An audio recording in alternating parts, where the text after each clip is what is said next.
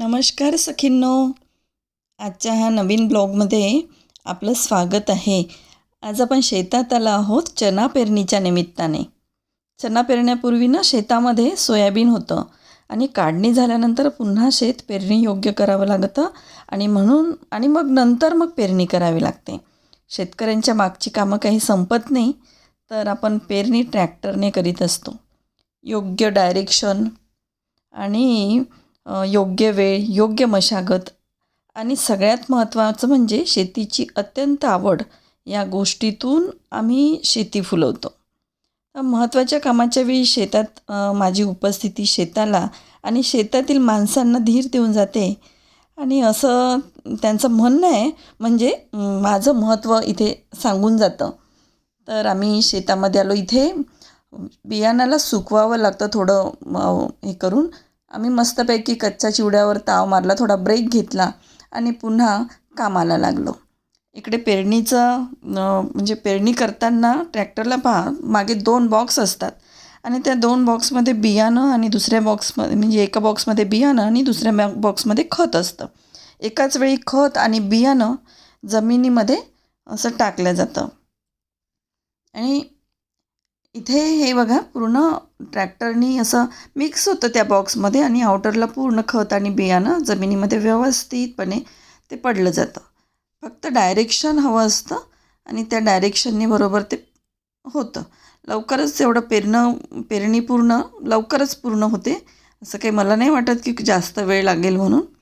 इकडे कापूस मोजणी चालू आहे, कारण आमचं तिथे साईडला ते शेत आहे, तिथे कापूस आहे आणि इथे लेबर म्हणतात आहे की बाई बघा कापूस किती आहेत. बघायला गेली मी, तर खूप विश्वास असतो त्यांचा. आणि कापूस बाहेर टाकला आहे कारण 2 दिवसापूर्वी पाऊस झाला होता आणि थोडं कापूस ओलसर आहे, त्याच्यामुळे तो वाऱ्याने पूर्ण सुकून जातो, म्हणून त्याला तो थोडा बाहेर ठेवून त्याला मोकळं केलं आहे. आम्ही हे लेबरनं बाहेरगावावरून आणले आहे. लेबरचा खूप प्रॉब्लेम आहे आणि त्यामुळे आम्हाला शेतीसाठी कधी कापूस वेचणीच्या वेळेस, जसं सोयाबीन सांगवणीच्या वेळेस वगैरे बाहेरूनच लेबर आणावे लागतात. अशा पद्धतीने हा 3 दिवसाचा वेचा आहे. 3 दिवस कापूस वेचला आणि तेव्हा कुठे हा एवढा कापूस. आणि इथे बघा, आमचं छोटंसं एक अंजीरचं झाड आहे आणि त्या अंजीरच्या झाडाला छान अंजीर लागलेले आहेत. बघा किती सुंदर अंजीर आहे बघा. हां, तर अंजीर कच्चं अंजीर असं गोड वाटतं आणि छान वाटतं ते अंजीर. तर खाऊन दाखवते. आणि इकडे आमची अनारकली फुललेली आहे. आणि कमेंट करून सांगा ही फुलं कशाची आहेत, कारण इतके दिवस झाले आमच्या शेतात हे फुलं आहेत. फक्त आम्ही हे म्हणतो की बुकेमध्ये वगैरे टाकायसाठी, हे बुफेमध्ये टाकायचे हे फुलं आहेत. इकडे पहा, शेतामधला कापूस काढल्याबरोबर शेत कसं खाली झाल्यासारखं झालं आहे बिचारा. पुन्हा त्याला बोंडं आलेले आहेत.